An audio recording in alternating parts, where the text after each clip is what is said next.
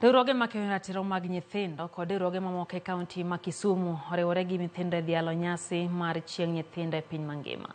Dwe mar 11 ni oket tenge jiwo ratich nyithindo ka jonyuol gi jorit nyithindo ikwayo mondo mi ochwal bura e doho po ni nitie nyathi ma oroch ratiche. E kindeno joyal buche oluwo ni gidhi neno ni buche motenre kod ratich nyithindo owinji kendo ong'adi e yo makare mano ni nyithindo oyudo ratiro margi.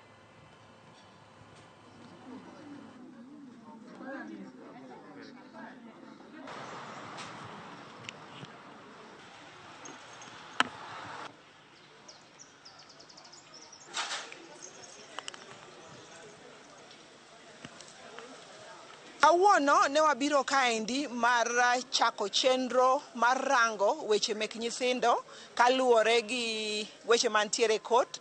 Sana nyithindo ma nigi cases e court. Cases ma iyudo ni noketh ratiro mar nyathi kata nyathi moro machielo oketho ratiro mar nyawadgi.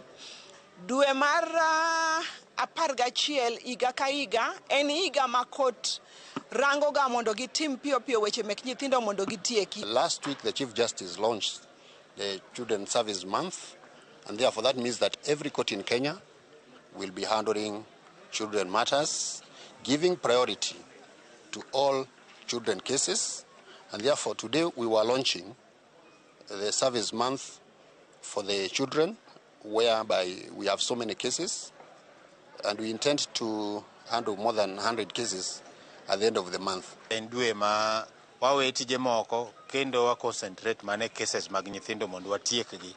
Koro wakwayo ng'ata man gi case mar nyathi e dwe ni dhi e court, kendo ka case ni ok ing'e ni nitie gi tarik mane to wabiro nyisi kendo wabiro miyi tarik miwinje case ni mondo watiekgi.